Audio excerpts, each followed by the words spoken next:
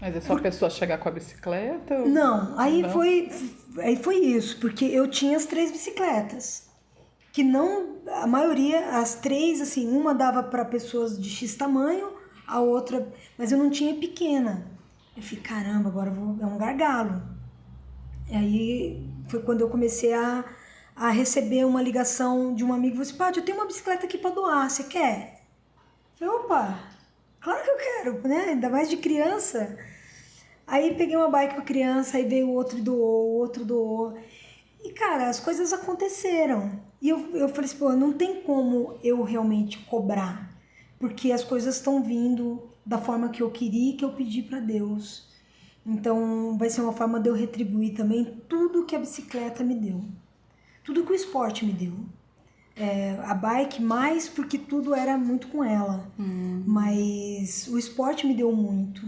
Me deu a pessoa que eu sou hoje.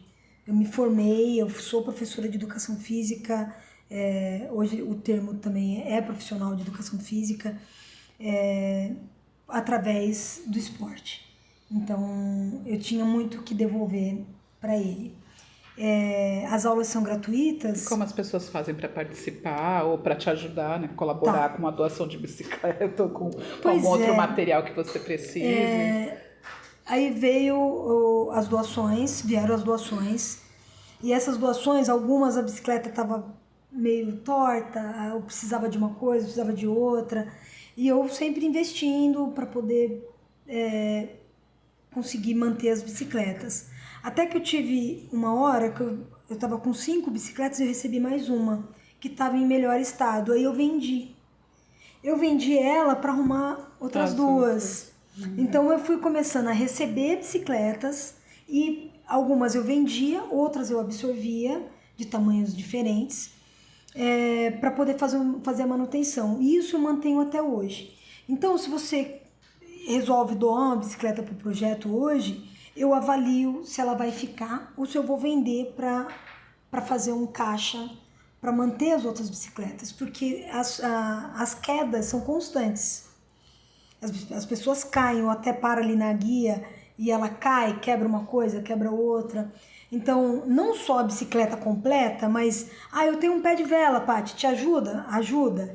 Eu tenho um guidão, te ajuda? Ajuda. Então, eu vou montando a partir disso. Muitas vezes o pé de vela está quebrado, eu tenho esse pé de vela, eu consigo trocar. Qual que é a sua demanda maior? O que você precisaria mais hoje, assim, hoje, pro projeto?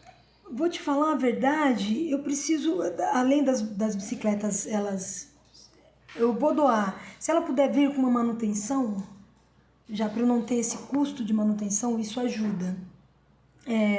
Você tem uma equipe de voluntários também que trabalha com você? Tenho pessoas flutuantes, né? Tem alguns que são fixos e outros que são flutuantes. Porque o voluntariado é muito, assim, não deu para eu ir, paciência, né? Eu tenho que estar lá, isso eu sei, isso eu sei. Mas tem acontecido, assim, por umas 2, 3 vezes, já aconteceu de eu não poder, e aí eu conto com a Kátia. Eu sei que a Kátia vai, né? Então eu já me programo e já pergunto, Kátia, você consegue cobrir? Porque eu tenho uma atividade, eu não consigo ir. Então vai a Kátia, o Washington, o Michael e a Cris lá e consegue fazer esse atendimento. Aí eu fiz uma capacitação meio que na vivência mesmo com eles. E toda a logística ali de tirar, de fechar a avenida, de tirar as bicicletas, porque o apoio que eu tenho da Secretaria de Esportes é para eu guardar as bicicletas lá dentro do ginásio. Então isso para mim é muito bom, porque eu não tenho que transportar. Deslocamento, né? O deslocamento. Já ajuda então, bastante. Eles me ajudam muito com isso.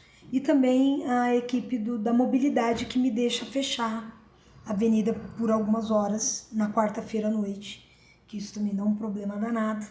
Mas a cidade já entendeu que ali, às quartas-feiras... Está reconhecendo, né, o seu trabalho. que tem a atividade física ali da bicicleta à noite. Então, minha demanda é com as bicicletas. Eu tenho os itens que eu vendo para gerar renda para dentro do projeto, porque eu preciso renovar a frota de bikes hoje. Aí a pessoa te procura pelo Instagram.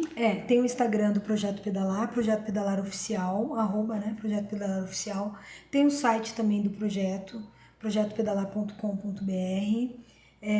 Tem meu WhatsApp, que já também está dentro dos dois, você já consegue falar diretamente. O que me sustenta com o projeto são as aulas particulares. Então, eu não quero fazer aula lá na avenida porque a demanda é alta. Não consigo horário, meu horário é diferente. Principalmente pessoas com mais idade não querem passar ali pela avenida, elas preferem fazer a aula particular. Então isso me ajuda para comprar o Transbike que eu comprei agora para poder transportar algumas bicicletas, a manutenção do carro, tudo isso porque gera, né? Os voluntários também que estão ali comigo. Então tudo isso faz com que a gente crie um caixa para poder manter essas bicicletas em pé e não deixar o trabalho parar, né? Manter a roda girando. Então, isso pra Você gente comentou é da questão das mulheres, né? A gente vai avançando aí para o final. Você comentasse, então, né? Como é que você vê essa questão das mulheres? É uma preocupação grande, né?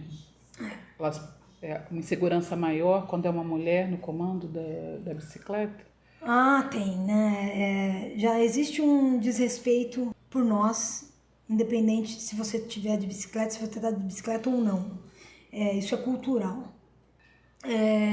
As mulheres, elas vêm há muito tempo conquistando o seu espaço, não tem sido fácil, mas é interessante porque lá atrás, quando a bicicleta foi criada, né, por Van Draus, já tem isso mais de 200 anos, e aí, de um dado momento, a mulher pôde ter acesso à bicicleta.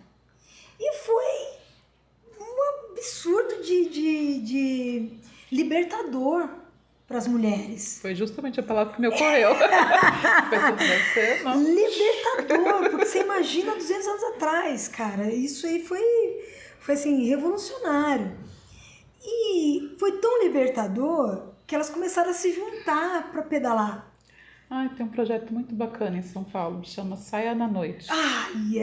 Isso é antigo, viu? Eles têm 30 anos, mais de 30 anos. Eu conheci a fundadora. São mulheres que se juntam, a Tereza... Isso. Me fugiu o sobrenome dela, eu entrevistei, eu tenho um outro trabalho com maturidade. E eu a entrevistei, é um trabalho muito bacana, elas saem, são mulheres que se reúnem. E olha... Pedalam na noite de São Paulo, né? Que é o desafio da maior. Desculpa, eu já via o trabalho da Tereza desde adolescente. Então eu acompanho o Saia na Noite, eu ficava maluca querendo ir. Tem a Renata também, Falzoni, que também é uma outra representante também. Do bike é legal. A Renata, sempre que vem pra Mogi, ela procura a gente para poder estar indo pedalar juntos e tal, e disseminar cada vez mais as nossas trilhas aqui. Então você imagina, há 200 anos atrás praticamente, quando a mulher teve acesso, já era uma repressão muito grande para todas nós, e aí elas puderam pedalar. Só que foi muito libertador. Aí tiveram muitas saídas. Até que teve um momento que os homens começaram a ver que elas estavam saindo demais. Aí falaram assim, a gente precisa resolver isso. E eles, em comum acordo, resolveram falar para um médico para ele falar para elas que não tava bom. Aí eles criaram um nome de doença que era doença cara de bicicleta. Por quê? Porque elas pedalavam. Criatividade do ser humano sem limites. Você imagina, né? E isso vem da Europa. Mulheres brancas que tinham acesso, né? Mulheres negras não tinham acesso. Tá? As mulheres negras estavam em outras funções, sabe-se bem. Então, elas tinham acesso na bicicleta, então elas iam pedalar branquinhas, no sol, voltavam como? Rosadas e cansadas, lógico. Doentes. Aí, eles criaram isso, muitas foram proibidas, eu disse, não vai pedalar mais, imagina, vai ficar doente. É a doença cara de bicicleta. E aí, por algum tempo, eles conseguiram tirar a gente de cena, mas graças a Deus, algumas resistiram. Somos muito maiores que isso. Muitas resistiram a essa história e viram assim, isso daí não dura não, pô, a gente fica bem pra caramba. A gente fica ótima, né? Quando pedala. Então, isso é mentira. E realmente caiu por terra. E as roupas também não eram apropriadas. Aí foi criado um vestuário próprio para as mulheres. Aí foi rolando uma adaptação para que as mulheres pudessem pedalar. Até que a gente tem hoje uma tecnologia, uma vestimenta aí com vários recursos e para vários bolsos, né? Hoje a gente tem um mercado muito, muito amplo, tanto de bicicletas quanto de roupas, enfim. E a mulher, ela é protagonista na bicicleta há muito tempo. E aí você já citou duas mulheres de um ativismo, de um cicloativismo muito grande em São Paulo, e elas reproduzem isso até hoje. Eu conheci a Tereza num evento que eu fui em Floripa, que era o Bicicultura, que o tema era cidades cicláveis. E ela estava lá, e aí quando eu a conheci, eu falei, caramba, eu era louca pra te conhecer. Eu queria, na verdade, ter conhecido naquela época, né? De poder pedalar em São Paulo. Em Mogi, nessa mesma época, já existia os grupos de pedal que pedalavam, faziam alguns pedais noturnos, né? E eu participei de alguns e... Tinha o Kaki Bikers, né? Tinha outros também. Não existia ainda o Kaki. O Kaki, ele é recente. Muitos grupos hoje são recentes. Ali na rua Brás Cubas, os caras são antigos, mas os grupos são mais recentes. Na rua Brás Cubas tinha uma bicicletaria, que eu não consigo lembrar o nome, que tinha várias saídas. E minha mãe, a gente tinha uma barraca na Praça Sacadura Cabral. Então eu via aquele movimento, que eu vivia na bicicletaria, né? Eu dava uma brecha, eu ia lá na bicicletaria, paquerar as bicicletas. E aí eu ficava lendo lá que vai ter um passeio e tal. Eu falei, mãe, deixa eu ir. Não, imagina, a gente morava lá, longe, não tinha como eu vir, não tinha bicicleta. Como que eu ia? Enfim, foi uma frustração por um tempo, depois eu consegui participar. E só voltando um pouco no caso de mulheres que pedalam sozinhas, eu não recomendo num todo. É sempre bom estar com alguém, independente de ser mulher ou não. Mas mulheres é preferível. Quando eu não tenho ninguém para ir pedalar comigo e eu preciso fazer meu treino, eu quero ir pedalar, eu procuro ir para lugares que eu sei que tem mais pessoas, tem um trânsito. Iluminação melhor. Vou procurar ir no período diurno, né, para não ter problemas, enfim. À noite, nunca. A pedalar à noite sozinha, nunca. Pra mim, tá? E para pedalar durante o dia, eu até me arrisco, vou na boa, mas eu sempre procuro ir com alguém. Caso fure um pneu, caso tenha um acidente, qualquer coisa, é legal sempre estar em duplas, né? Trios, enfim. Então, a gente teve um caso recente que, infelizmente, uma cicloturista, uma cicloviajante, foi assassinada A venezuelana, né? Julieta Hernandes. Tô péssima com o sobrenome. Julieta Hernandes, obrigada.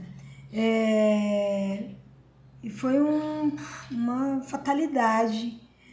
Isso não é uma rotina, mas a gente sabe que a gente está sujeita a esse tipo de situação.